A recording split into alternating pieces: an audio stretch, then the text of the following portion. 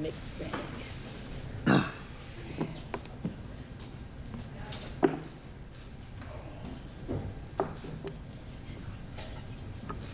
The hearing will come to order, and I recognize Senator Whitehouse.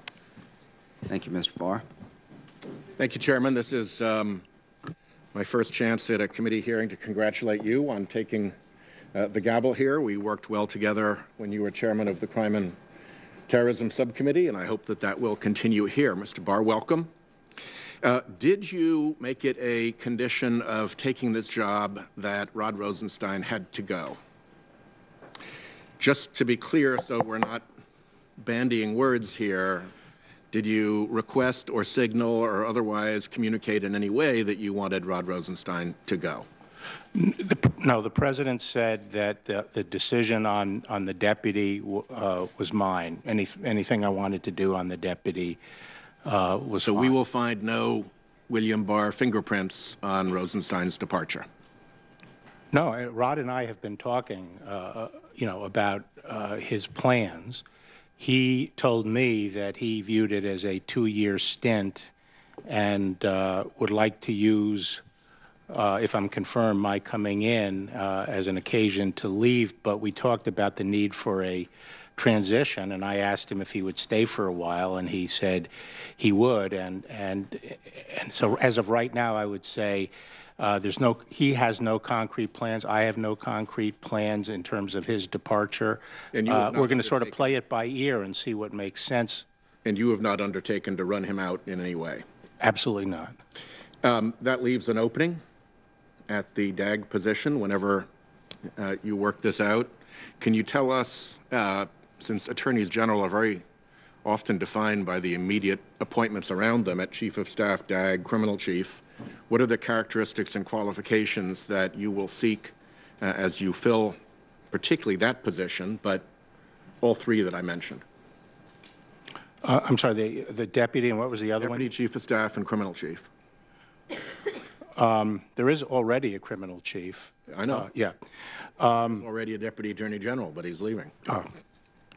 Well, for a deputy, I'd like someone who's a really good manager and who has had good management experience running government programs, and I want a first-rate lawyer and someone whose judgment I feel comfortable in.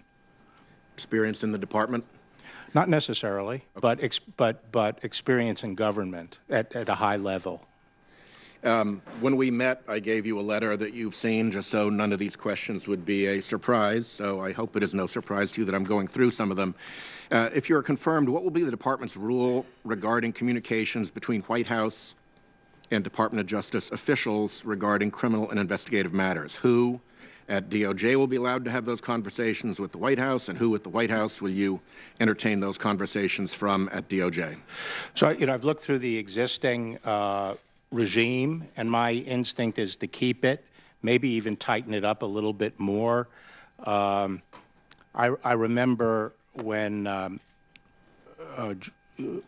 George W. Bush's administration was coming in, my advice was start tight, and then as you realize who has judgment and so forth, you can go back to a... They went the other way, and it was a bad day for Attorney General Gonzalez in the hearing room when that was brought to his attention. What is your understanding right now of who at the Department of Justice is authorized to have communications with the White House regarding investigations? It depends what it is, but on criminal matters, I would just have the AG and the deputy. And what do you think the rule is now in the department? I think that's what it is. Okay. So if the reports are true that as Chief of Staff, Mr. Whitaker was involved in conversations with the White House about bringing criminal investigations against the president's political enemies, that would not be consistent with your understanding of that policy. Well, it would depend upon, what his understanding is with the Attorney General. I mean, well, the Attorney General was recused, so hard to step into the shoes of a recused Attorney General on that matter, right? Well, I don't know what the communications related to. I'm not really sure what you're talking about. Okay. Well, I hope you'll become sure when you get there, because there's a fair amount of I think, questionable behavior that has gone on that does not reflect well on the department that I hope will get your attention. I also asked you about the special counsel investigation and to give us a clear exposition of how that memo came to be, who you talked to, when, who was involved in it. There were a number of questions in that letter that at this point you have not answered. You have, I gather, told the chairman the names of some dozen or so people whom you contacted, as I understand it, once the memo was written, but it's not clear. Do you have any objection to answering the questions that I wrote as questions for the record so that the committee can understand who you worked with, who you talked with about this idea, who you worked with in preparing the memo, who helped you with things like citations that people at your level don't often do yourselves, and where it was circulated and vetted and what edits were made and so forth? No, I have no objection to that. Great. But We'll just to be clear, no one helped me write the memo, and I know how to do legal citations, which I do. Yeah, well, a lot of people know how, but that doesn't always do I do it. I did Okay. it. Okay. You might want to get out of that habit. You may have other things to look at. I'd like to have some fun in life. If you think citations are fun, you're not going to have the problem some other nominees have had. My letter to you also asked about the Bork order that set out a series of protections for the then independent counsel operation. Do you have any objection to any of those rules or principles applying, and should we see those rules and principles, which I gave to you then, as being more or less adopted into the statement that you made earlier about your protection of the Mueller investigation from political interference? You know, I looked at them. I think the current regime is what I'm happy with. In other words, I wouldn't change the current rule. Those rules were put in place at the end of the Clinton administration, and sort of, I think, reflects the back-on-back experience of the Reagan-Bush years and then the Clinton years, and then sort of Justice Department's thinking under the Clinton administration as to how to balance all the equities, and I think it's working well. So, well, if there's anything that you would disagree with in the so-called Bork rules, I'd ask you to explain that in a follow-up. Okay. Okay.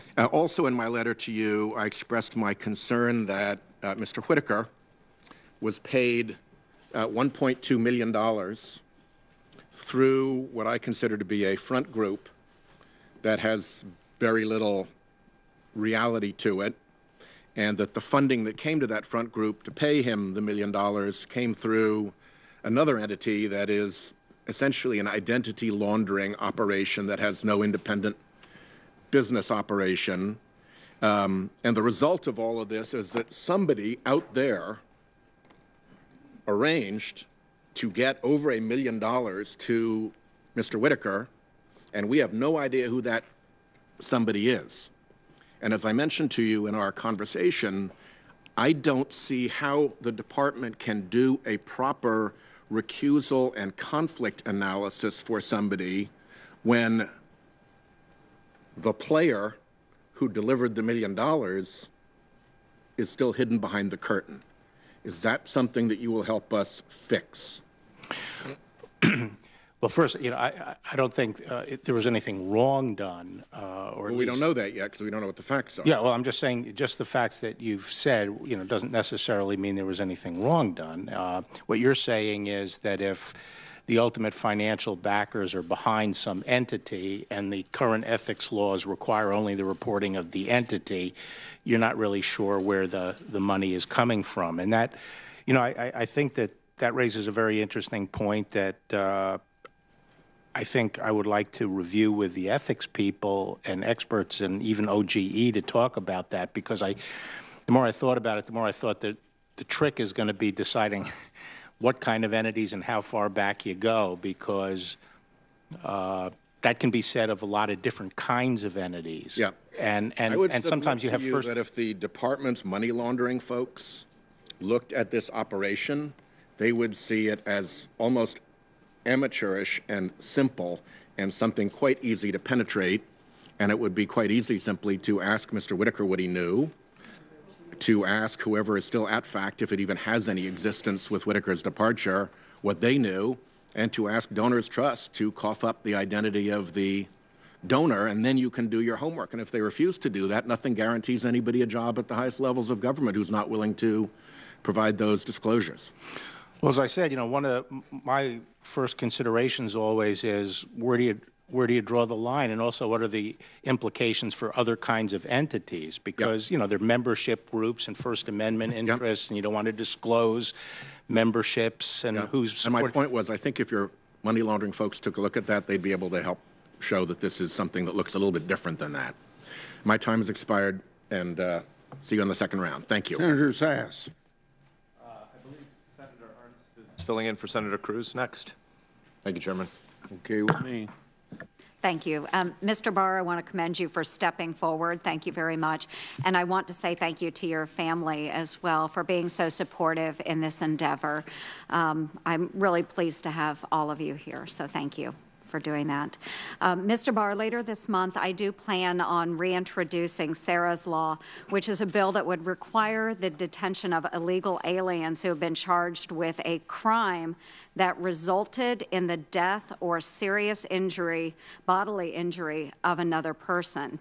Now that sounds pretty common sense, but I'll give you a little background. This bill is named after Sarah Root. She was a resident of Council Bluffs, Iowa, and Sarah was killed by an illegal alien who was driving drunk.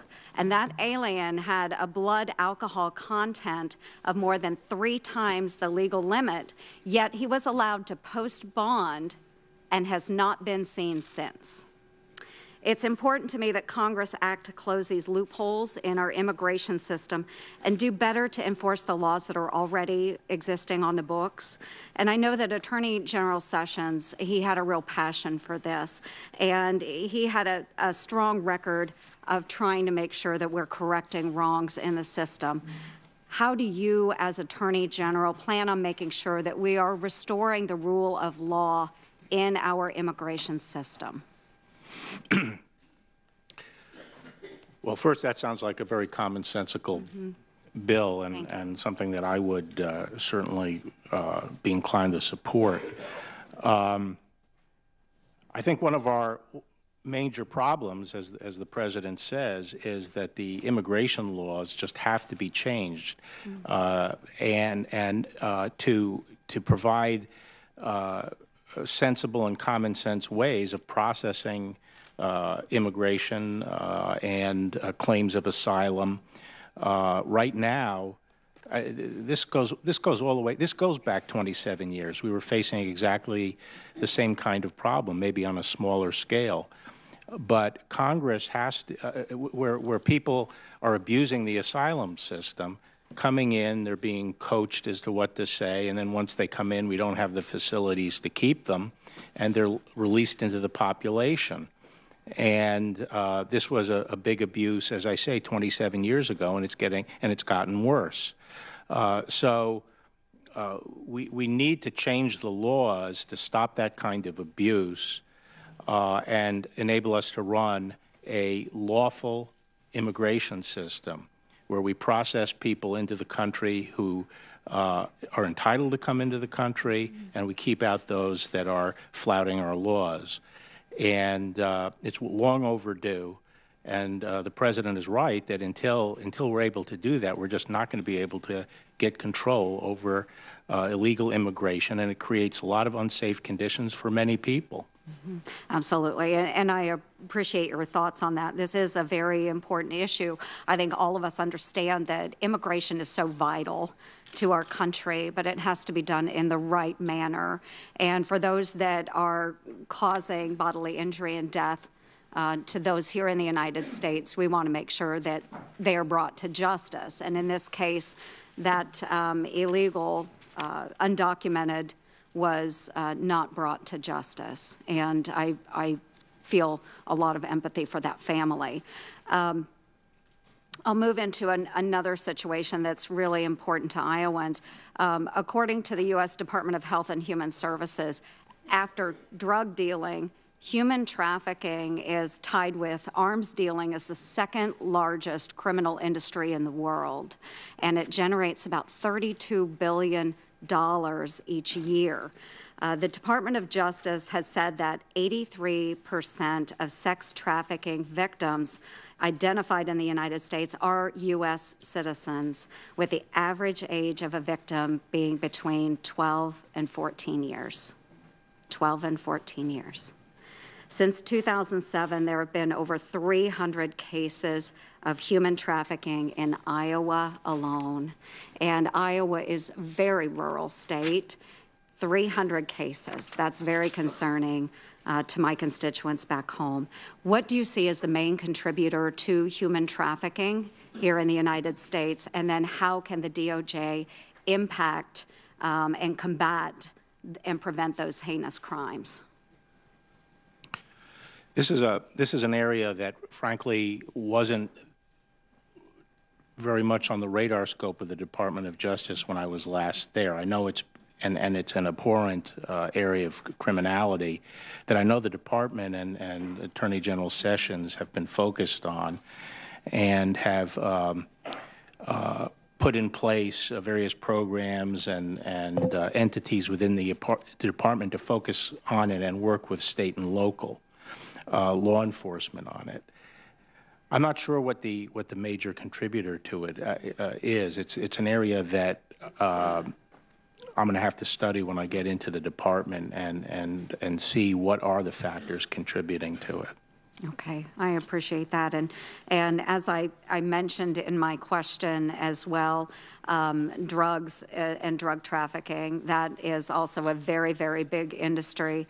And in fiscal year 2017, 65% of drug-related prison sentences in Iowa were related to methamphetamine. We talk a lot about the opioid crisis, but in Iowa, it still is meth.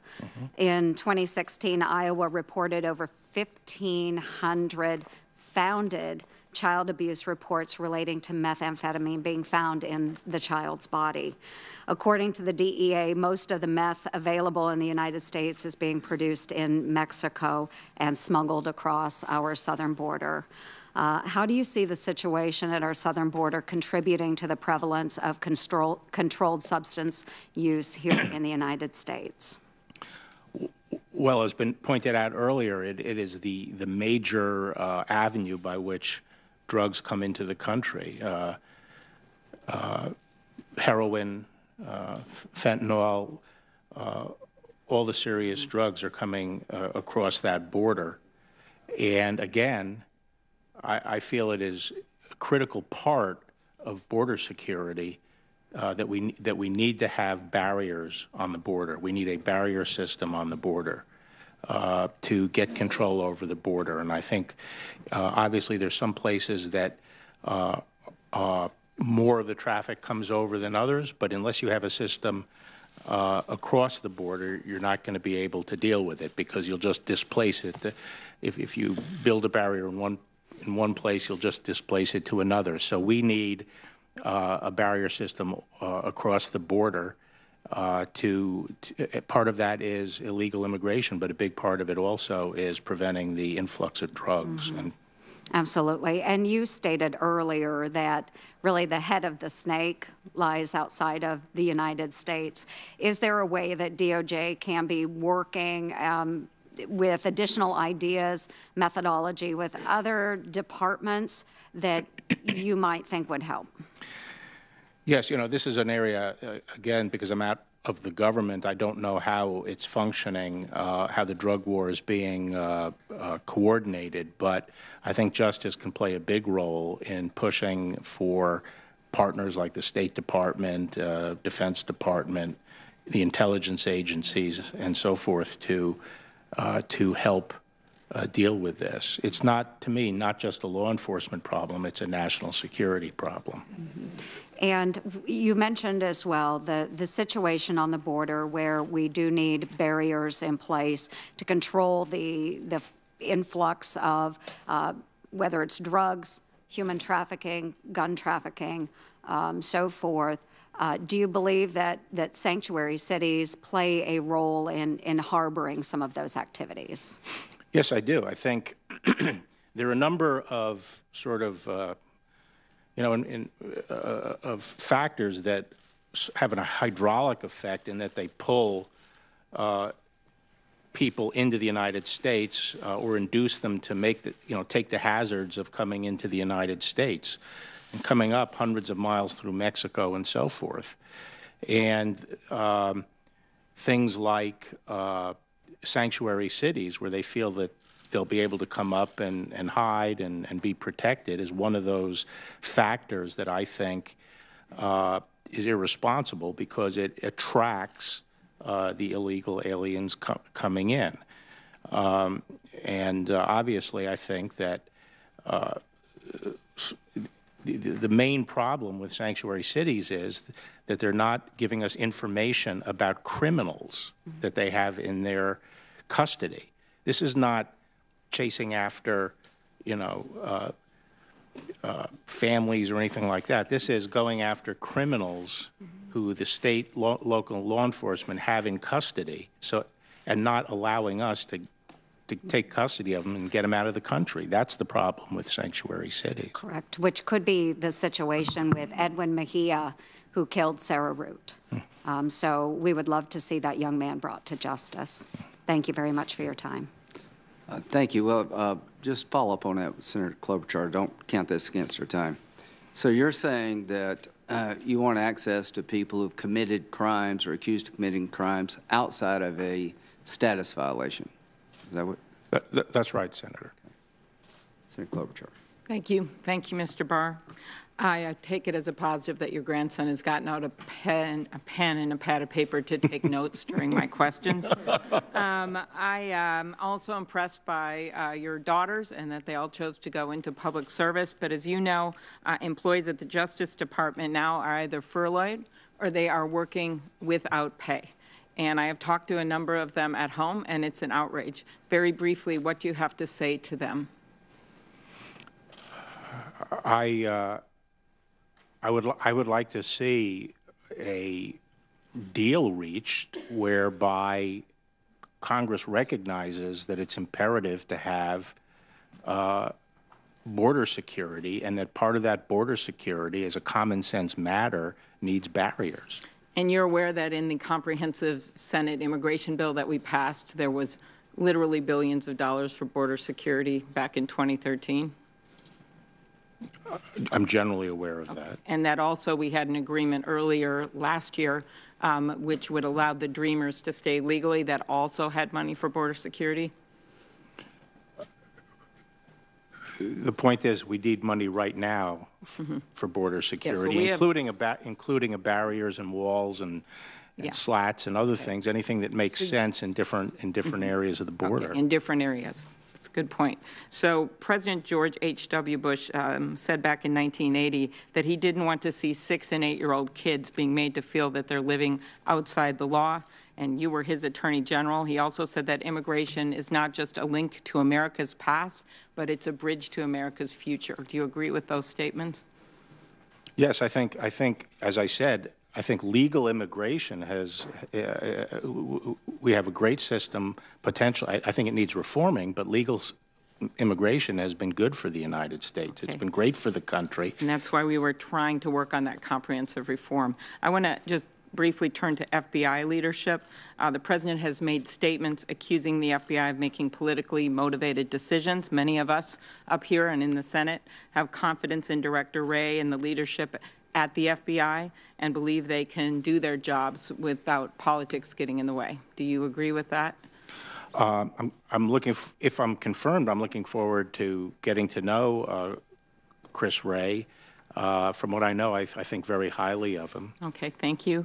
In the memo from back in June, the one comment that Senator Grassley made, he talked about how much the Mueller investigation was costing, and I actually did a little Googling here, and there was a CNBC report that it actually could bring in more money than it cost because of the wealthy people being prosecuted, that Manafort's assets could be well over $40 million. I don't know if that includes that ostrich jacket, but Do you think that's possible based on your experience with white-collar crime?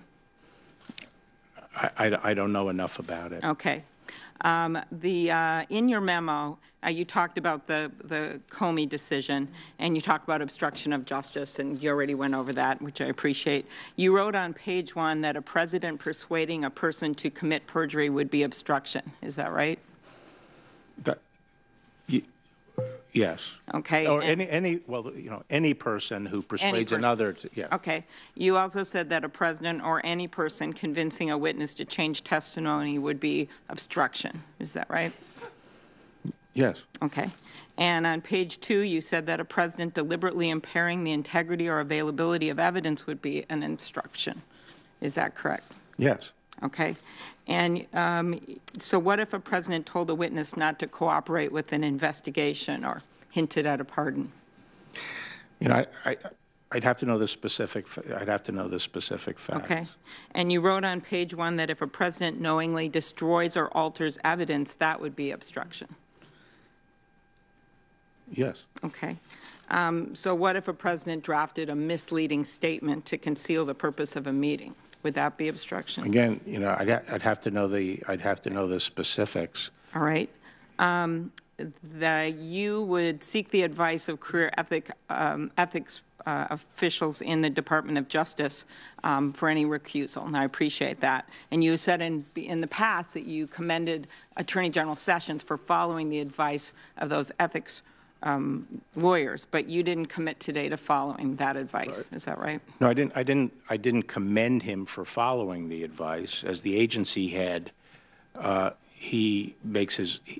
he's the one responsible for making the recusal decision. I don't know why he locked himself into following the advice. That's an abdication of his own responsibility. So what did you think about what Acting Attorney General Whitaker did when he rejected the Justice Department ethics advice to recuse himself out of an abundance of caution? I haven't seen the advice he got, and I don't know the specific facts. But abundance of caution suggests that it could have gone either way. You've committed to recuse yourself from matters involving the law firm where you currently work. Are you aware of any of your firm's clients who are in any way connected to the special counsel's investigation? I'm not aware. To tell you the truth, I'm of counsel there, and I have one client which I'm representing, and I don't pay very much attention to. Well, you can also supplement that. Yeah, I'll supplement my answer. Okay, no problem. Will you commit to make public all of the report's conclusions, the Mueller report, even if some of the evidence supporting those conclusions can't be made public? You know, that certainly is my goal and intent. It's hard for me to conceive of a conclusion that would run afoul of the regs as currently written, but that's certainly my intent. Secure elections, you and I had a talk about that in my office. Do you think backup paper ballots are a good idea? This is a bill that Senator Langford and I have introduced, and with Senator Graham and Senator Harris. Yeah, I don't know what's a good idea, what's a bad idea right now, because I haven't gotten into this area, but... Okay, well, I'll just tell you backup paper ballots is a good idea. Okay. And we can talk about it later, as well as audits along the lines of voting. State election officials in North Carolina, as you know, contacted the Justice Department about the integrity of their elections. The Justice Department may have failed to take action in a timely manner. What steps would you take to make sure these failures don't occur again? Not specifically with respect to North Carolina, you're talking generally. Mm-hmm. Yeah. Well, as I say, I want to make one of my priorities the integrity of elections, and so this is not an area I have been involved with deeply before, and when I get to the department, if I'm confirmed, I'm going to start working with the people and making sure that those kinds of things don't happen. Part of this, of course, is also voting rights and our concern about some of the changes in department policy, and I hope you will seriously look at that, because the last thing we should be doing is suppressing voting, and that is what we've been seeing under this current administration. My dad was a reporter, so I grew up knowing the importance of a free press. We obviously have the tragic case of a journalist who worked right here at the Washington Post, Jamal Khashoggi, and it's a particular concern. So I want to ask you something I asked Attorney General Sessions. If you're confirmed, will the Justice Department jail reporters for doing their jobs?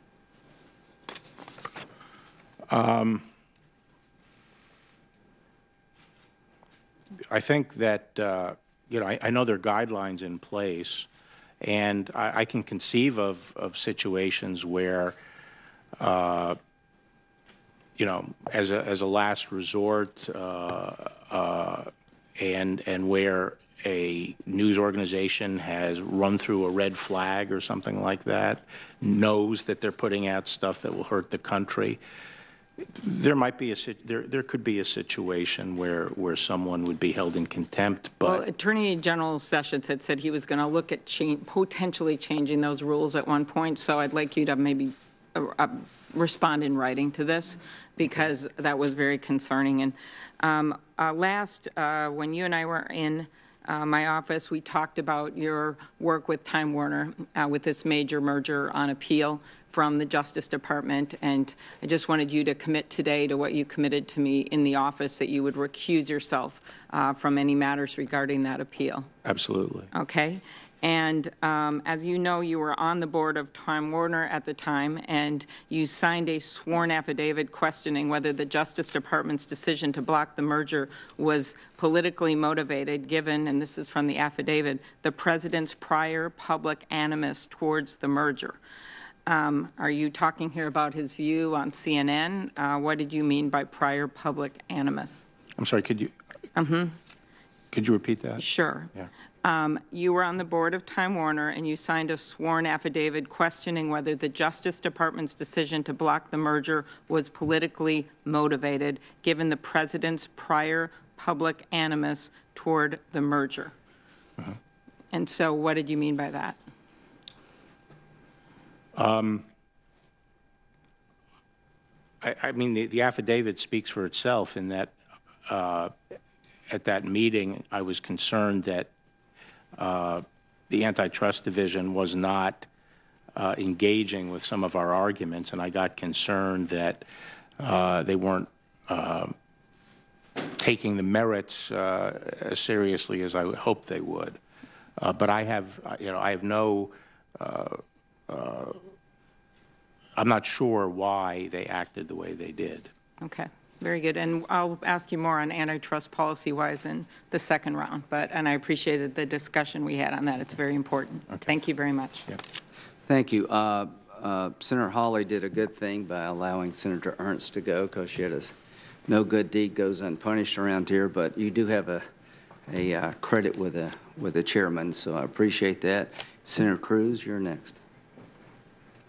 Thank you, Mr. Chairman, and thank you, Senator Hawley, as well, and welcome to the committee. Welcome to all the new members of the committee, and congratulations, Mr. Chairman. We are looking forward to the Lindsey Graham chairmanship of Judiciary, and I'm sure if... They'll make a movie about it, I'm sure. I am certain whatever else happens, it will not be boring. Welcome, Mr. Barr.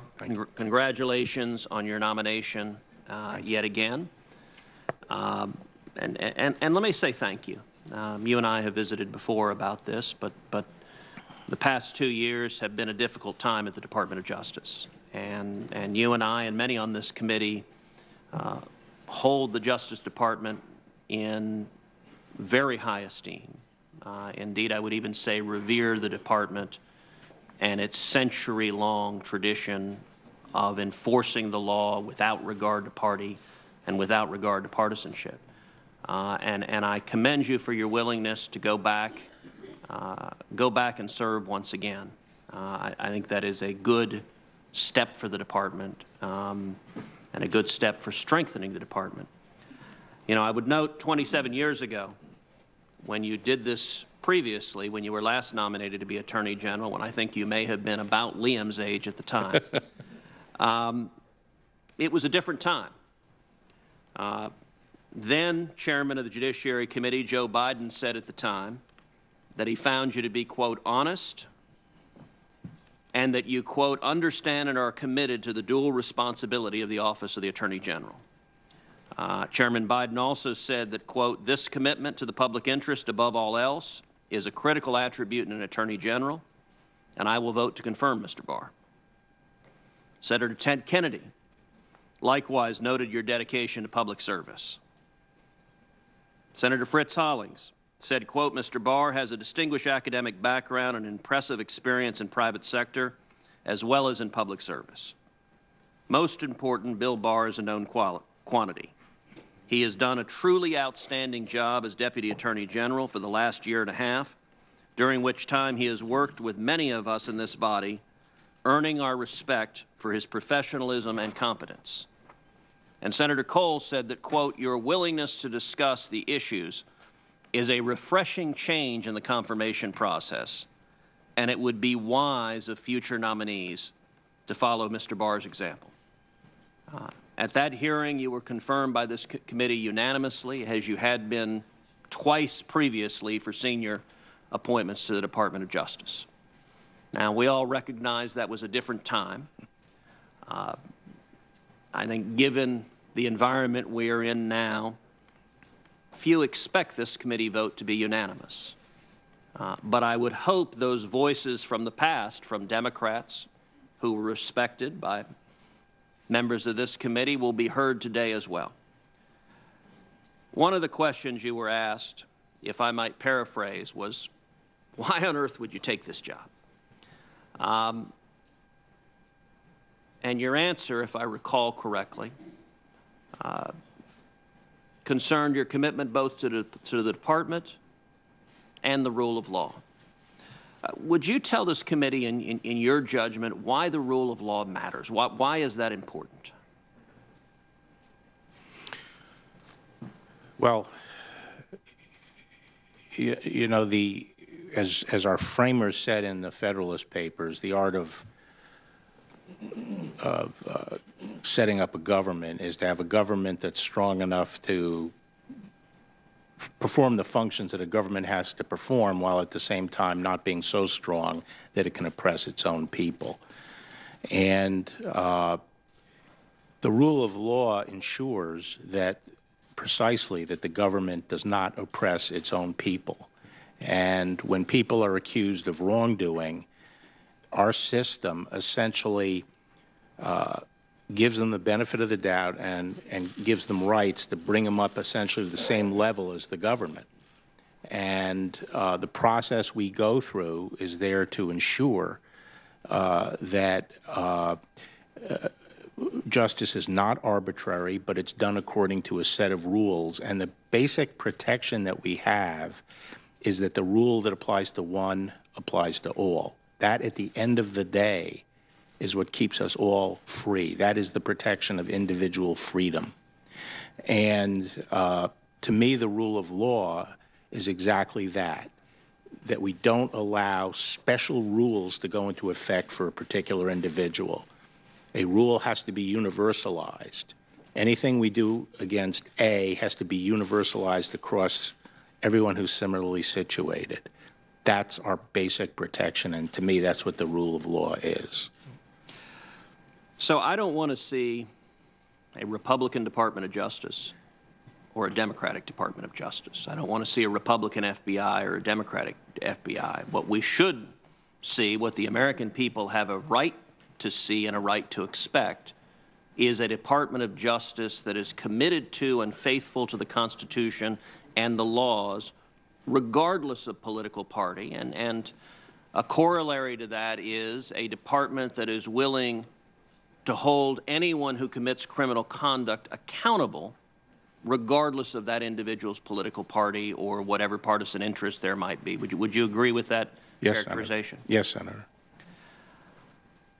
I would note as well, during the previous administration, there was concern by many, including me on this committee, that the previous administration, and in particular the IRS, had targeted individual citizens and citizen groups for exercising their First Amendment rights and had abused its power in doing so.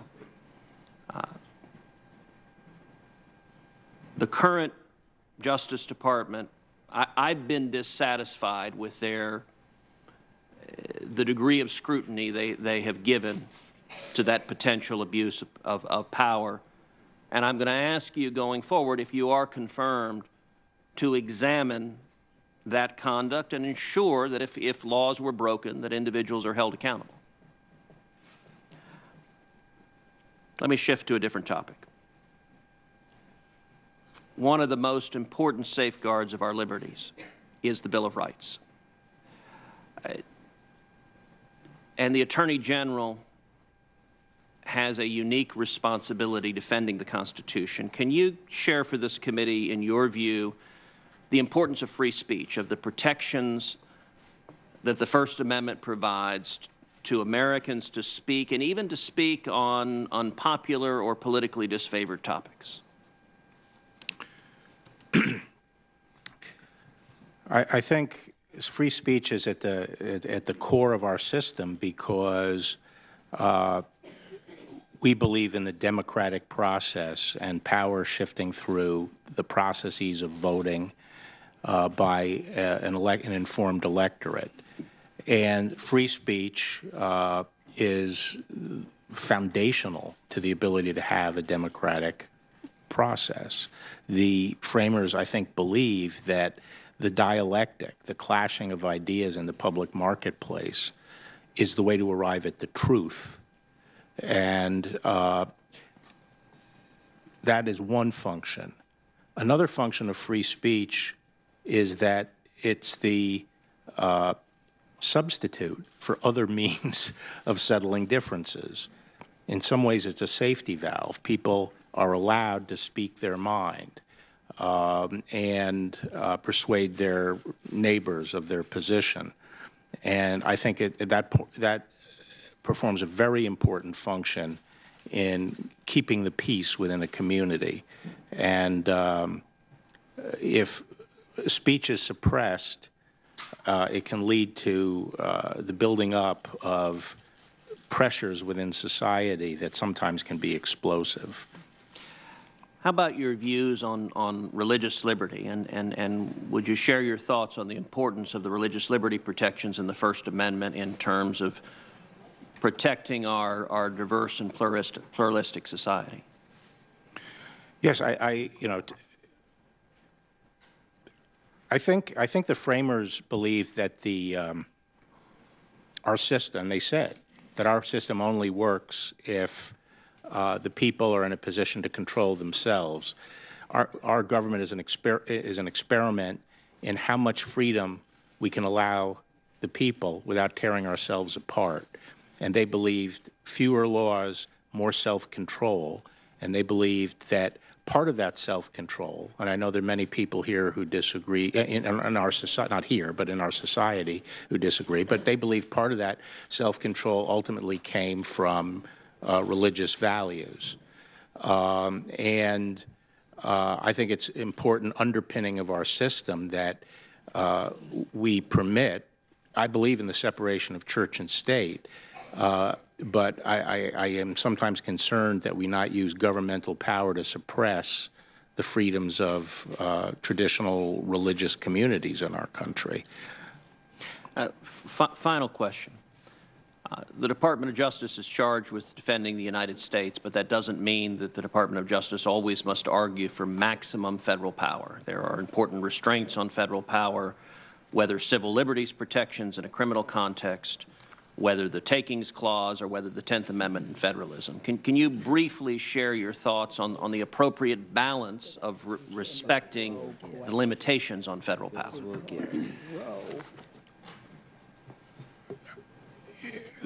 Well, as you say, the Constitution has many different forms of restraint on federal power. Part of it is, in fact, the separation of powers within the federal government. Part of it is the balance between the federalist system we have and the central government, and respecting the rights of the states and local communities. And part of it is the Bill of Rights that on certain topics constrains the role of the federal government. And those are all important checks on federal power. And, you know, I am concerned about our country becoming just a unitary state that we try to govern centrally, 350 million people. I think a lot of our current tensions in society are because we are turning our back on the federalist model. There are certain things that have to be protected by the federal government. There's no ifs, ands, or buts about that. But the more we can decentralize decision-making, the more we can allow people a real diversity in the country of approaches to things, I think we'll have less of an explosive situation. I very much agree. Thank you, Mr. Barr. The freedom of speech has to be balanced by the freedom to question. Senator Coons. Congratulations, Chairman Graham. I look forward to working with you in this Congress. And thank you, Mr. Barr, and to you and your family for their service to our country through federal law enforcement and the Department of Justice. You just faced some questioning from Senator Cruz about your own confirmation hearing back in 1991, and I'd like to take us back to a previous confirmation hearing, which was at a more similar time to today than 1991, 1973. Senator Leahy asked you about the confirmation of Elliot Richardson, President Nixon's nominee to be Attorney General. That confirmation took place in the context of a similarly divided period in American history where there was great concern over the, at that point, ongoing Watergate investigation. And Elliot Richardson reassured the country by making some important commitments during his confirmation hearing before this committee. Then Senator Strom Thurmond asked Richardson if he wanted a special prosecutor who would, and I quote, shield no one and prosecute this case regardless of who was affected in any way, shape, or form. Richardson responded, exactly. Do you want Special Counsel Mueller to shield no one and prosecute the case regardless of who is affected?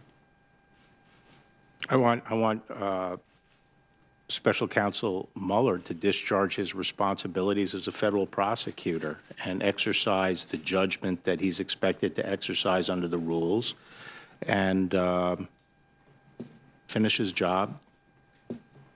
Senator Kennedy followed up by asking Richardson if the special prosecutor would have the complete authority and responsibility for determining whom he prosecuted and at what location. Richardson said simply, yes. Would you give a similar answer?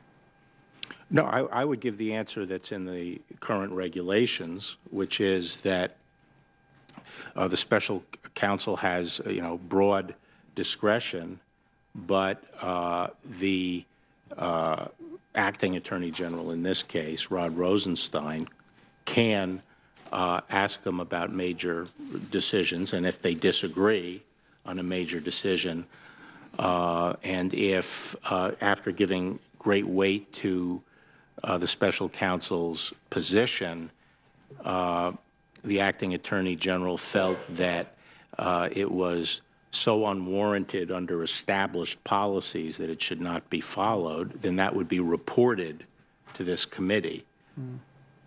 Forgive me, I've got 7 minutes left. I have a number of other questions. Let me just make sure I understand you. Senators asked Elliot Richardson what he would do if he disagreed with the special prosecutor. Richardson testified to the committee the special prosecutor's judgment would prevail. That's not what you're saying. You're saying that if you have a difference of opinion with Special Counsel Mueller, you won't necessarily back his decision. You might overrule it.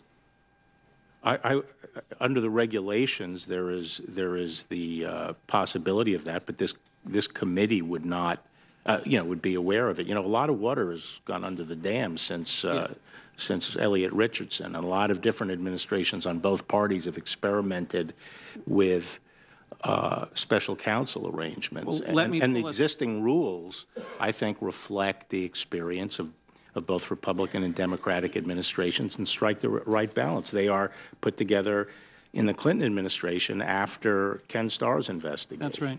So the current regulations on the books right now prevent the Attorney General from firing without cause the special counsel. They require misconduct, dereliction of duty, incapacity, conflict. Will you follow that standard? Of course. What if the President asked you to rescind or change those special counsel regulations? I think those special counsel regulations should stay in place for the duration of this investigation, and we can do a postmortem then, but I have no reason to think they're not working. So most famously, when directed by President Nixon to fire the special counsel, the prosecutor investigating Watergate, Richardson refused and resigned instead, as we all well know. If the president directed you to change those regulations and then fire Mueller, or simply directly fired Mueller, would you follow Richardson's example and resign instead? Assuming there was no good cause? Assuming no good cause. I would not carry out that instruction. Let me bring us forward to your 1991 hearing in front of this committee. You explained at the time how you would handle the BCCI case, and ironically, Robert Mueller, the same individual, was at that point the head of the criminal division. And you testified that you had directed Mueller to spare no resources, use whatever resources are necessary, and pursue the investigation as aggressively as possible and follow the evidence anywhere and everywhere it leads. Would you give similar direction to Robert Mueller today?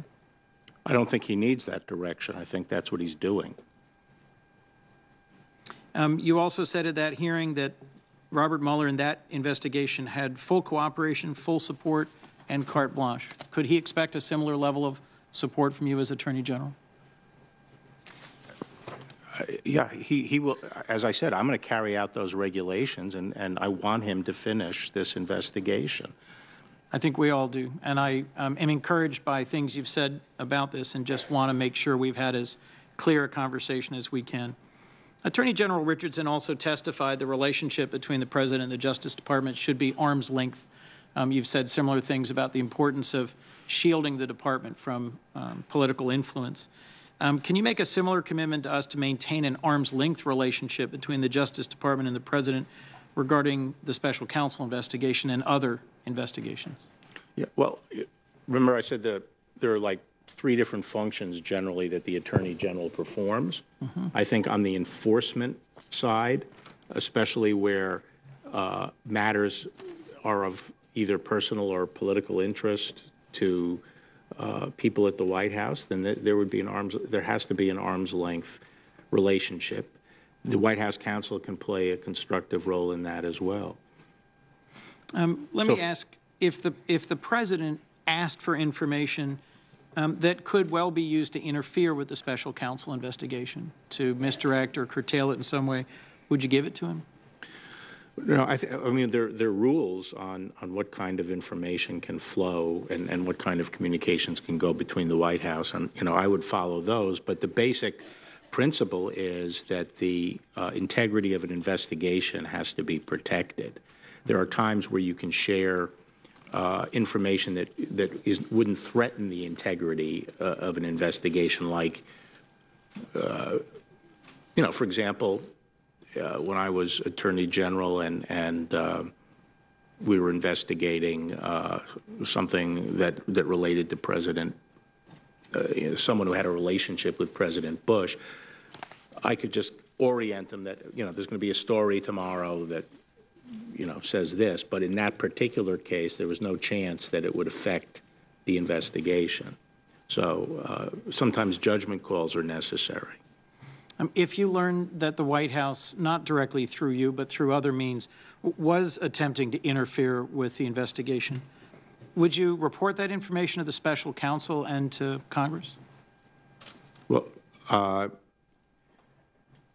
there's some conclusions in there about interfering, and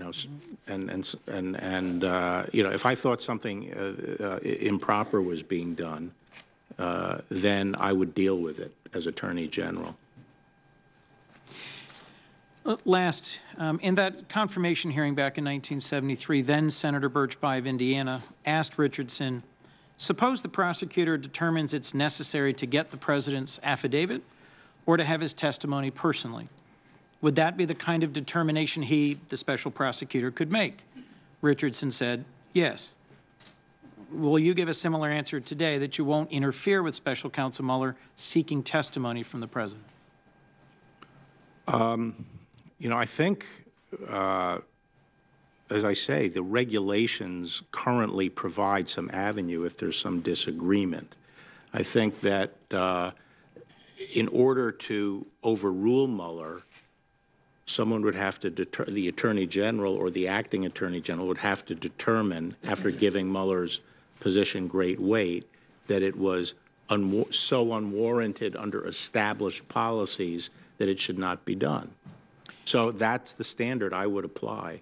But I'm not going to surrender the regulations give some responsibility to the Attorney General to have this sort of general not day-to-day supervision, but sort of be there in case something really transcends the established policies. I'm not surrendering that responsibility. I'm not pledging it away. What gives me pause and sort of led me to this line of questioning, Mr. Barr, was that June 2018 memo you sent to the Deputy Attorney General, in which at one point you state Mueller should not be permitted to demand the President submit to interrogation about alleged obstruction. If the special counsel wants to subpoena the President's testimony to ask questions about obstruction, and you're supervising the investigation, would you rely on that theory to block the subpoena? Well, the question for me would be, what's the predicate? You know, and I don't know what the facts are. I don't know what the facts are. And if there was a factual basis for doing it, and I couldn't say that it violated established policies, then I wouldn't interfere. But I don't know what the facts are. Well, if I might, just in closing, Mr. Chairman, we're in this unique situation where you've known Robert Mueller 30 years. You've said you respect and admire his professionalism, his conduct. He's been entrusted by you with a significant, complex investigations in the past. There's no reason to imagine, since he is the person who would know the facts, that he wouldn't be acting in an inappropriate way. So it is my hope, even my expectation, that you would trust Robert Mueller to make that decision about whether to compel the President to testify in an appropriate way and that he would not face any interference. Thank you for your testimony today. I look forward to our next round. Senator Sass. Thank you, Mr. Chairman, and congratulations on your new calling here. Liam, I have career advice. I won't do it on camera. We want to know if you're taking notes for your cousins about career advice, though. We'll ask you later. General, congratulations on your nomination. And thanks for your past service. I had planned to ask you for some pledges related to the Mueller investigation in private to me, in public today. I think you've already done that. How should the American people think about what the Mueller investigation is about? I think that there were allegations made of Russian attempts to interfere in the election, and there were allegations made that some Americans were in cahoots with the Russians, and the word is now that's being used is collusion. And as I understand it, Mueller is looking into those allegations. You know, a lot of the media summary of the investigation starts with people's views and who they voted for in the 2016 presidential election. And for those of us who spend a lot of time reading intelligence reports, a handful of us on this committee are about to leave to go to an intelligence briefing. What Russia is doing to the U.S. is big and broad and not constrained to the 2016 election. And increasingly, it feels like the American people reduce Russia to just how you thought about the 2016 presidential election. So since you'll have serious supervisory responsibilities over parts of the intelligence community, is Putin a friend or a foe? And what are his long-term objectives toward the U.S.? Well, I don't hold myself out as a foreign policy expert, but I think that he is. I think the Russians are a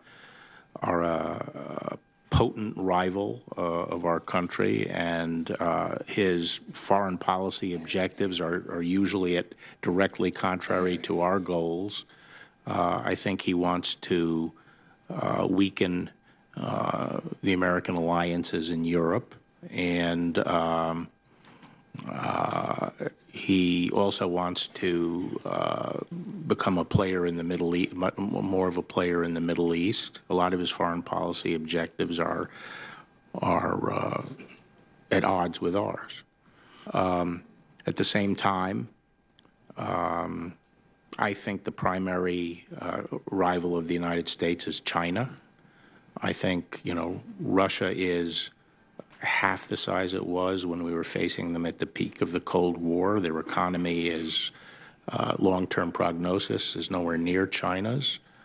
I also feel that part of what Russia's up to is trying to hold on to Ukraine and Belarus in their orbit. But I'm concerned that the fixation on Russia not obscure the danger from China. I want to ask you some China questions as well. I want to ask about your role on the President's Intelligence Advisory Board, but sticking with Russia for a minute. Does Putin have any long-term ideological alignment with the U.S., or does he have other objectives trying to sow discord broadly here? I'm not an expert on this area, but I think there are, I think there may be some potential areas where our interests could be aligned. But when he interferes here, does he have long-term interests in the success of one or another political party, or does he have specific interests in sowing chaos and discord to make Americans distrust one another? And one of the reasons I ask is because I'd love to have you say in public some of what you said to me about at the end of this investigation, what happens next? Are you concerned that when the Mueller report is received, quite apart from the narrowest pieces, you know where I'm headed? Yeah. So, I mean, I think that the basic vulnerability of the United States in the age in which we live, the internet age, the globalization of information and so forth, is the vulnerability of that we're seeing, which is people can create doubt, undercut confidence in our election process, and also torque our public discourse in ways that we find hard to perceive. And this has long-term danger for the United States and the survival of a democratic society like ours. And so I hope that whatever the outcome of the Mueller investigation, that we view this as a bigger problem of foreign interference in our elections, which is why I said it was one of my priorities. And it's not just the Russians, it's other countries as well. And we have to focus on that. We have to ensure that we're doing all we can. And I'm not sure all of that is defensive either. I mean, in terms of law enforcement, I think we have to look at all options, including sanctions and other options to deter organized efforts to interfere in our elections. So you have no reason to doubt any aspect of the intelligence community's composite assessment about Russian efforts in the 2016 election? I have no reason to doubt that the Russians attempted to interfere in our election. And Dan Coates, the National Intelligence Director, has testified in public and has said in different media contexts that Russia is already plotting for the 2020 elections in the U.S. You have no reason to doubt that. I haven't, I haven't seen those reports. I had reviewed the reports about the 2016, but I have no reason to doubt it. And can you explain what your role is on the President's Intelligence Advisory Board? Yeah, I'm actually a consultant. I'm an advisor on sort of legal issues. Obviously, I'm stepping down from that position if I'm confirmed, but I've been just advising. I'm not a member of the board. I'm on the CIA's External Advisory Board, and have been participating on that as well.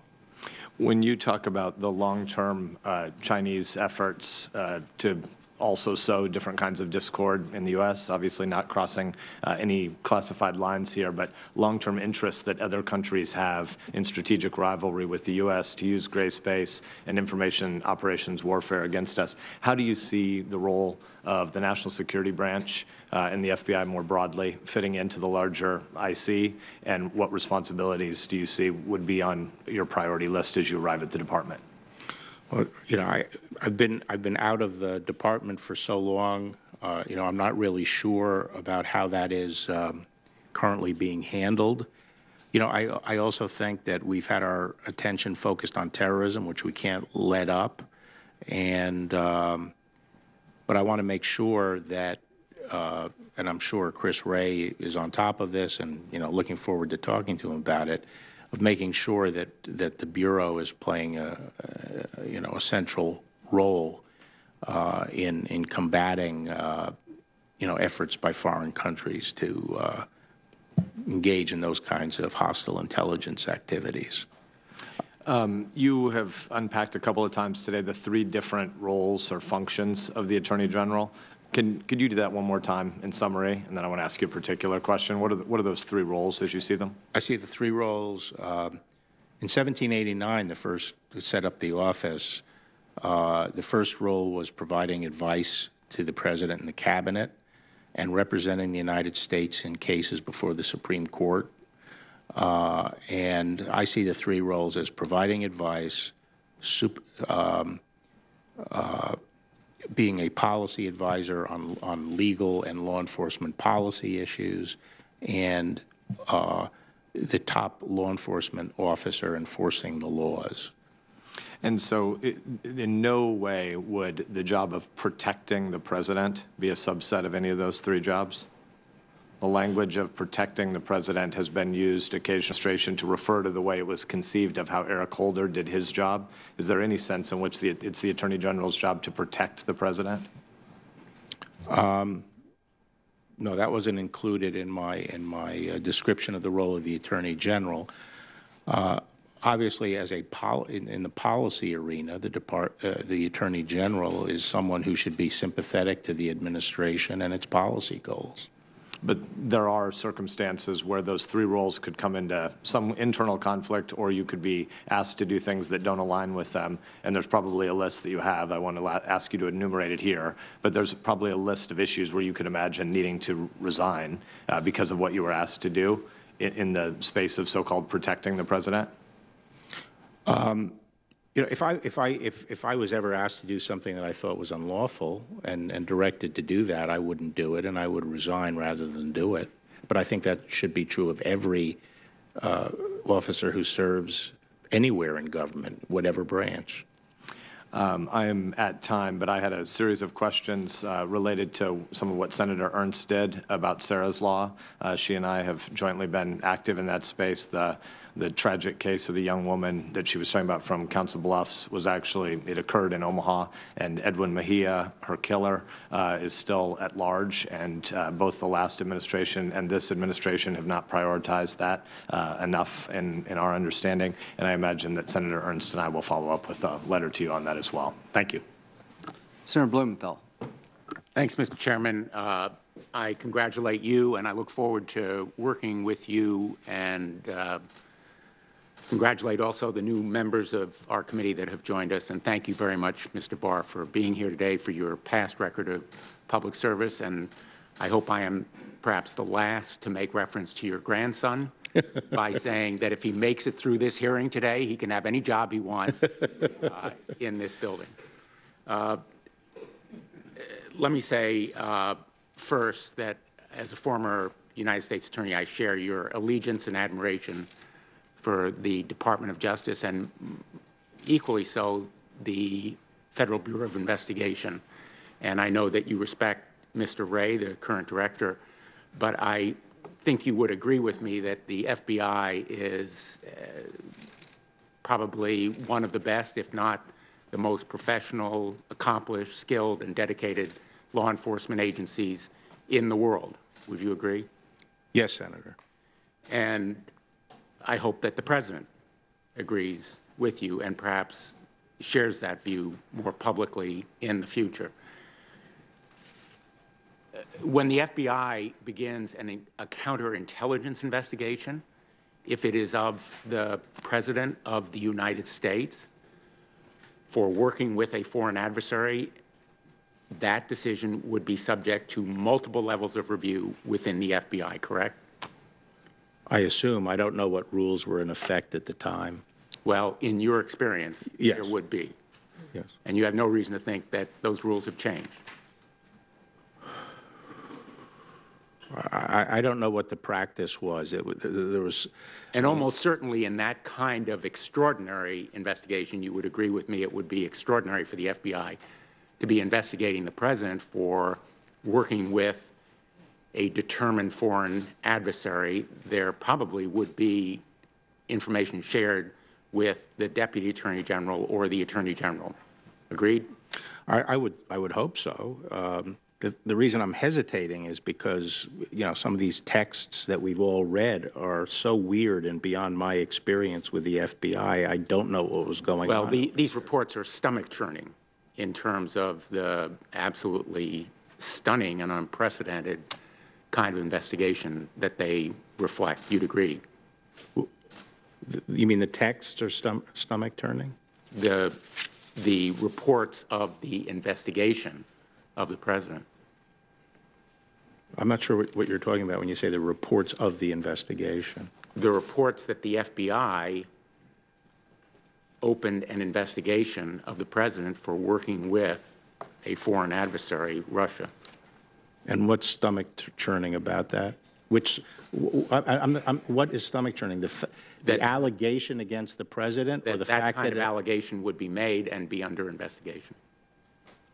Well, let me move on. Yeah. I want to talk about transparency. Will you commit to this committee that you will not allow the president or his attorneys to edit or change the special counsel report before it is submitted to Congress or the public? I already said that I would not permit editing of my report, whatever report I or whoever is the Attorney General makes. And will you commit that you will come to Congress and explain any deletions or changes that are made to that report before it is issued? Okay, so there are different reports at work here. Which report are you? There are two different reports. The special counsel report. Okay, well, under the current regulations, the special counsel report is confidential. And the report that goes public would be a report by the Attorney General. Will you commit that you will explain to us any changes or deletions that you make to the special counsel report that's submitted to you in whatever you present to us? I will commit to providing as much information as I can consistent with the regulations. Are you saying, for example, that if information is deleted, that would be like for classification purposes, I would identify that and things like that? Well, that you will commit to explaining to us what the reasons are for your deleting any information that the special counsel includes that you are preventing us or the public from seeing. That would be my intent. I have to say that the rules, I don't know what kind of report is being prepared. I have no idea. And I have no idea what Acting Attorney General Rosenstein has discussed with Special Counsel Mueller. If I'm confirmed, I'm going to go in and see what's being contemplated and what they've agreed to and what their interpretation, what game plan they have in mind. Will you permit but my purpose is to get as much accurate information out as I can consistent with the regulations. Well, the regulations and rules give you extraordinarily broad discretion. And I'm hoping, and I'm asking you to commit, that you will explain to us information that you have taken out of that special counsel report. And I also want to ask you about restrictions on the special counsel. Will you commit that you will allow the special counsel to exercise his judgment on subpoenas that are issued and indictments that he may decide should be brought? As I said, I will carry out my responsibilities under the regulations. Under the regulations, whoever is Attorney General can only overrule the special counsel if the special counsel does something that is so unwarranted under established practice. I am not going to surrender the responsibilities I have. You would not like it if I made some pledge to the president that I was going to exercise my responsibilities in a particular way, and I'm not going to make a pledge to anyone on this committee that I'm going to exercise it in a particular way or surrender it. Will you allow the special counsel to exercise his judgment as to what resources are necessary. Will you meet those needs for resources? That would be my expectation. I think, you know, I mean, if you believe the media, they're sort of starting to reduce their resources, so I wouldn't expect that would be a problem. Will you allow the special counsel to exercise his judgment as to what the scope should be? The President has talked about red lines around finances. Will you allow the special counsel to exercise his judgment about what the scope should be, even if the President says that there should be red lines? I think the scope of the investigation is determined by his charter from the acting Attorney General. And if he wants to go beyond that charter, I assume he would come back and talk to whoever the Attorney General is about. Will you impose any restrictions on other prosecutors who are also investigating the President? As you're well aware, in the Southern District of New York, the President has been named, in effect, as an unindicted co-conspirator. The Eastern District of Virginia has an investigation that's relevant to the President. Will you impose any restrictions on those prosecutors? The Office of Attorney General is in charge of the with the exception of the special counsel who has special rules applicable to him, is in charge of the work of the Department of Justice. But you have a responsibility to allow prosecutors to enforce the law. I have the responsibility to use my judgment and discretion that are inherent in the Office of Attorney General to supervise. And I'm not going to go around saying, well, this U.S. attorney or that U.S. attorney I'm going to defer to. Well, you referred earlier to the possibility of firing a United States attorney. Would you allow the President to fire a United States attorney and thereby stop an investigation? I would not stand by and allow a U.S. attorney to be fired for the purpose of stopping an investigation, but the President can fire a U.S. attorney. They're a presidential appointment. But the President should have a cause beyond simply stopping an investigation for firing a United States attorney, even if he or she is a political. Well, as I said, I would not stand by and allow an investigation to be stopped if I thought it was a lawful investigation. I wouldn't stand by for that. But the President is free to fire his officials that he's appointed. I want to ask a question on a different topic. You said that, and I'm quoting you, I believe Roe v. Wade should be overruled. You said that in 1991. Do you still believe it? I said in 1991 that I thought as an original matter it had been wrongly decided. And that was what, within 18 years of its decision? Now it's been 46 years. And the department has stopped, under Republican administration, stopped as a routine matter, asking that it be overruled, and I don't see that being turned. I don't see that being resumed. Would you defend Roe v. Wade if it were challenged? Would I defend Roe v. Wade? I mean, usually the way this would come up would be a state regulation of some sort, and whether it's permissible under Roe v. Wade, and I would hope that the SG would make whatever arguments are necessary to address that. I think the justices the recent ones have made clear that they consider Roe v. Wade an established precedent. It's been on the books 46 years. And you would enforce the Clinic Access Protection Act? Absolutely. Thank you, Mr. Chairman. Thank you, Mr. Chairman. Mr. Barr, congratulations on your nomination. Thank you for being here. You were eminently qualified for this position when you were confirmed unanimously by this committee 27 years ago, and you are eminently qualified today. It's a pleasure to have you here. I want to start where Senator Blumenthal started as well, with the reports about the FBI counterintelligence investigation launched against the President, which I also find to be stomach-turning, though perhaps for different reasons. The New York Times report indicates that the FBI began the probe in part because they were concerned about the president's foreign policy stances, comments he made during the 2016 campaign about foreign policy, and the Republican Party's official position on the Ukraine. In your experience with the FBI, is it strange to have a counterintelligence investigation begun because members of that bureau disagree with the foreign policy stances of a candidate for president or a president of the United States? Yes. The Supreme Court has been unequivocal that the president in our system of government, the president possesses, and I'm going to quote now, the plenary and exclusive power as the sole organ of the federal government in the field of international relations, a power which does not require as a basis for its exercise an act of Congress. That's the very famous Curtis Wright case. To your knowledge, is that still good law? Yes. And do you think that was rightly decided? Yes. Let me ask you this. Would it concern you as Attorney General if FBI agents were making decisions about when and how to launch an investigation of an elected official if it was in order to avoid being supervised or directed by their agency leadership? Would that be concerning to you? Yes.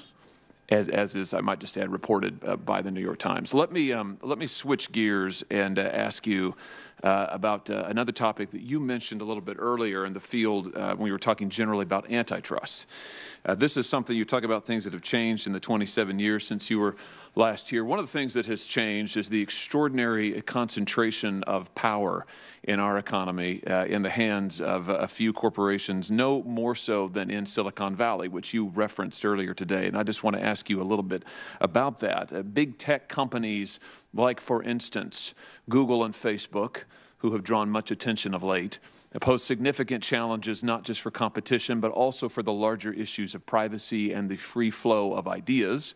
The Justice Department has recently deferred to the FTC across this range of issues, and while I'm hopeful that Chairman Simons will right the course here, the FTC has perhaps too often allowed these companies, in my view, to violate privacy and maybe antitrust laws without meaningful consequences. Here's my question. What role do you think the Justice Department has working with the FTC or independently to address anti-competitive conduct, potential bias, and privacy violations by these big tech companies? Well, obviously, competition is of central concern to the antitrust division, and you know, there are, I guess, concordats that have been reached between the FTC and the antitrust division as to who has primary jurisdiction in different areas. But I would like to weigh into some of these issues. I'd like to have the antitrust support that effort to get more involved in reviewing the situation from a competition standpoint. I also am interested in the issue of privacy and the question of who owns this data. You know, it's not an area that I've studied closely or become an expert in, but I think it's important for the department to get more involved in these questions. Just on the subject of ownership of data, as you know, Facebook is currently subject to a 2011 consent decree, as part of which it agreed not to release or share or sell personal user information without the knowledge and consent of its users. Facebook's CEO, Mark Zuckerberg, has adamantly insisted under oath as recently as April 10th of 2018, that on Facebook, users have complete control, those are his words, over everything that they share. However, as I'm sure you're aware, recent media reports have indicated that Facebook, in fact, routinely has shared user information without users' consent or even knowledge. Now, the Justice Department has the authority to enforce the terms of the 2011 consent decree and potentially to prosecute any violation. Will you consider doing so? Well, because that is something that I might have to get involved with and supervise if I'm confirmed, I'd rather not, you know, make any comments about it right now.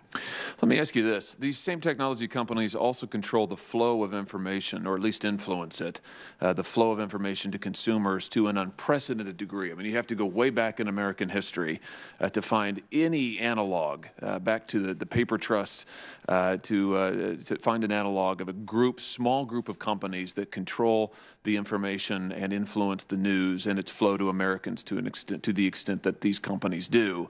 And there's growing evidence that these companies have leveraged their considerable market power if not monopoly status, to disfavor certain ideological viewpoints, particularly conservative and libertarian viewpoints.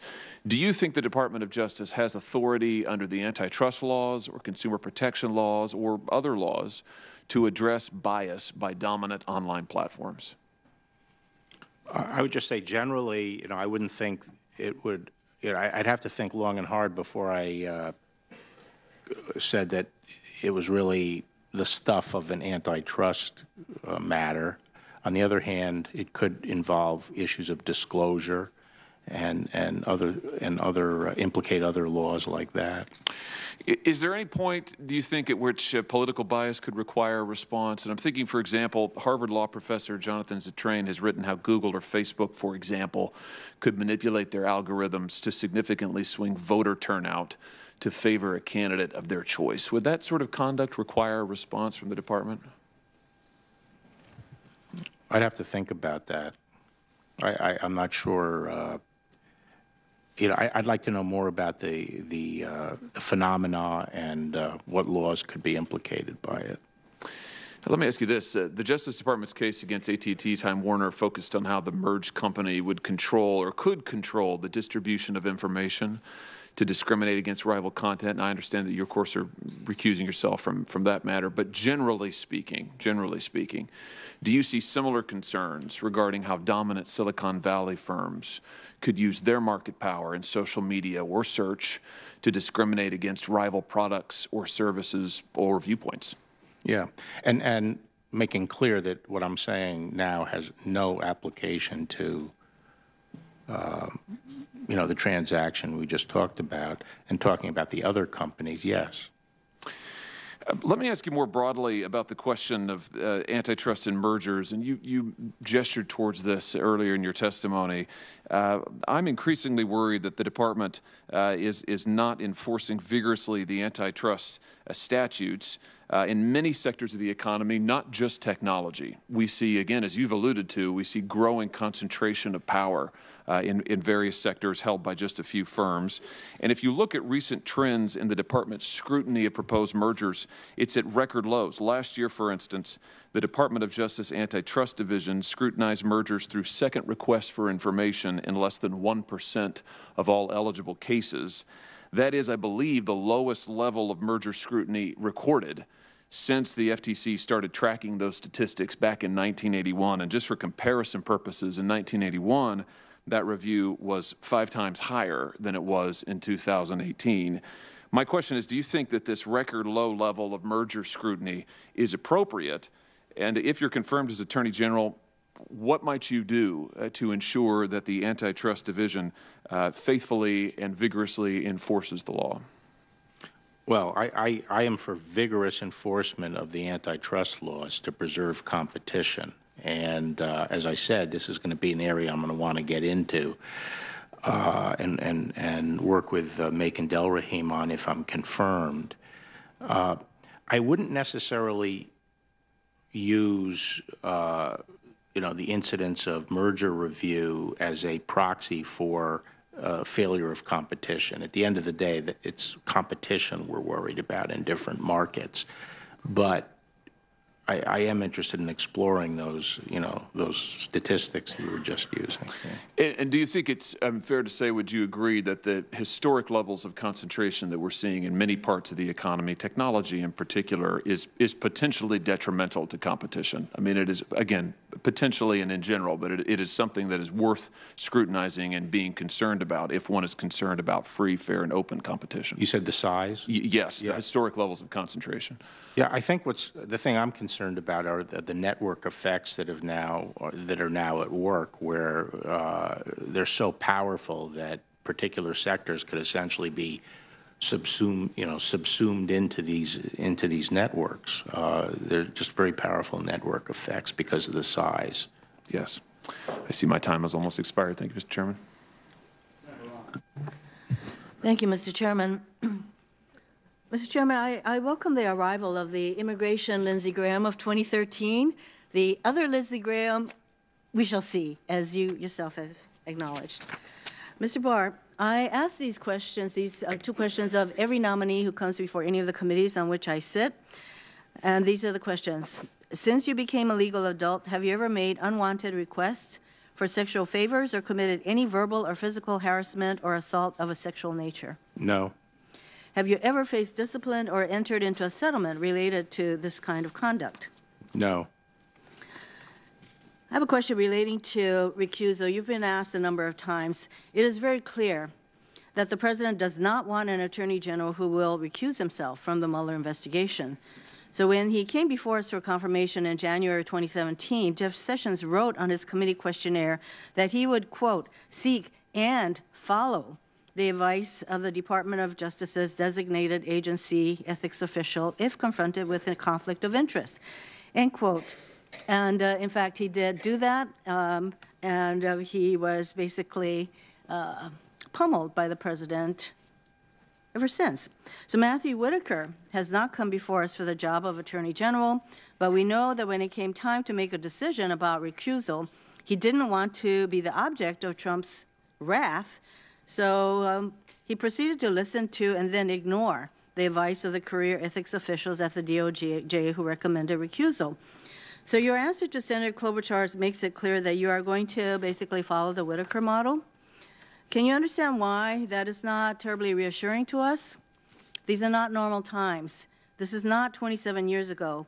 Today, the President is Donald Trump, who will do anything to protect himself. He wants you, who has written a manifesto about why the President shouldn't be prosecuted, at least for obstruction of justice, who has met with and consulted with the President's defense attorneys, who has written op-eds defending his firings of Sally Yates and James Comey to be his Attorney General. So in this context, just asking us to trust you is not enough.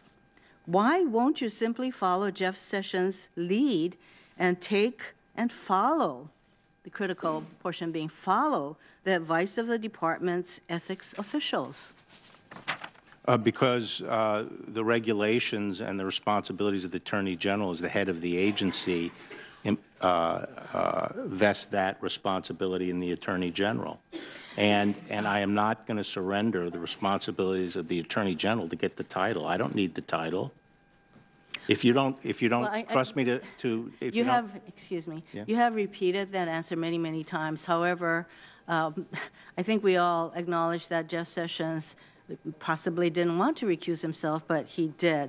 And so you have it within your power to follow the ethics advice of your own department, and you're telling us you're not going to. So that is the bottom line. No, Senator, I think Jeff Sessions recused himself because of a different provision, which was the political conflict provision. I think he played a role in the campaign. In the context of all of the things that you have done, basically to get the attention of President Trump to nominate you, I would say that there's a political context to what your decision should be also. Let me move on. You have said that you will allow Mueller to complete his work, although, you know, I do want to ask you very specifically, because you did write that 19-page memo relating to the obstruction of justice issue. Would you allow the Mueller investigation with regard to obstruction of justice to also go forward unimpeded by you? I don't know whether there's an investigation of obstruction of Well, definitely obstruction of justice. You read the papers as well as we do, that is an element of the Mueller investigation. I don't think you can sit here and tell us that you do not think that that is a part of the investigation. But let's say that it is. Having written what you did, would you seek to stop that portion of the Mueller investigation? That being the obstruction of justice portion, assuming that that is in fact part of the investigation. Okay, but you have to remember, my memo was on a very specific statute and a specific theory that I was concerned about. I have no basis for suspecting at this point that that is in play at all. You mean that particular provision? That provision or theory, Well, I did say, let's assume that, in fact, obstruction of justice is part of the Mueller investigation. When I say theory, I mean, what I was addressing was, you know, whether the removal of Comey in and of itself would be obstruction. Of course, it's not in under a and of particular itself. under a particular I statute. hate to be interrupted, but, I only have 4 minutes, so thank you very much. You were asked about the investigations that are going on in the Southern District of New York, the Eastern District of Virginia, the District of Columbia, and there are various investigations brought by various U.S. attorneys' offices relating to the activities of Donald Trump, his campaign, his inauguration, his foundation, his businesses, his families, his associates. Do you consider these to be lawful investigations? Because I believe that you responded to Senator Blumenthal that if these are lawful investigations by the U.S. attorney's offices, that you do not see yourself interfering with them. I have no reason to think they're not lawful investigations, whatever they are. Seem to know more than I do about what's under investigation. That's reassuring that you're wanting to have the Mueller investigation go forward extends to all of these other U.S. attorneys' investigations. I believe you also said that the Mueller report will be confidential. It is confidential under the special counsel's, whatever the criteria are. So what I'm hearing you saying that in spite of the fact that you want to be transparent, neither Congress nor public will get the Mueller report because that's confidential. So what we will be getting is your report of the Mueller report, subject to applicable laws limiting disclosure. So is that what you're telling us? I don't know what at the end of the day, what will be releasable. I don't know what Bob Mueller is writing. Well, you said that the Mueller report is confidential pursuant to whatever the regulations are that applies to him. So I'm just trying to get as to what you're going to be transparent about. As the rules stand now, people should be aware that the rules, I think, say that the independent, the special counsel will prepare a summary report on any prosecutive or declination decisions, and that shall be confidential and shall be treated as any other declination or prosecutive material within the department. In addition, the Attorney General is responsible for notifying and reporting certain information upon the conclusion of the investigation. Now, how these are going to fit together and what can be gotten out there, I have to wait, and I would have to wait. I'd want to talk to Rod Rosenstein and see what he has discussed with Mueller and what's, what. But you have testified that you'd like to make as much of the original report. And so all I can say right now is, as possible. Yeah, all I can say right now is my goal and intent is to get as much information out as I can, consistent with the regulations. So in the minute that I have, I'd just like to go over some of the policies that Jeff Sessions has followed. One is zero tolerance policy, which led to the separation of children from their parents. He refused to defend the Affordable Care Act and argued in the Texas lawsuit that key parts of the ACA was unconstitutional. He failed to bring a single lawsuit to enforce the Voting Rights Act to stop voter suppression efforts, and he issued a memo making it harder for the Civil Rights Division to enter into consent decrees to address systemic police misconduct. Do you agree with these policies? Do you intend to continue them? Well, the last one, yes, I agree with that policy. The other ones, I'm not.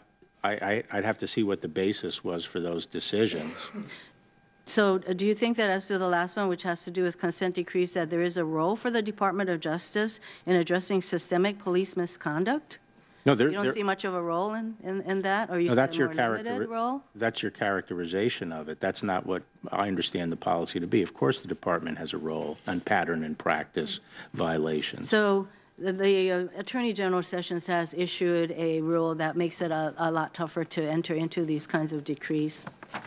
Why do you say it's a lot tougher? Because it's not just relying on the career attorneys, that now it goes to the deputy AG or whoever. There are more political appointees who are going to get involved in that process, and that makes it much more limited, I would say, in utilization. Thank you, Mr. Chairman. Your Honor, we'll take a 10-minute comfort break and start with Senator Tillis. My math is right. We've got about an hour left on round one, so 10 minutes be okay, Mr. Barr? Okay, thank you. Adjourn for 10 minutes.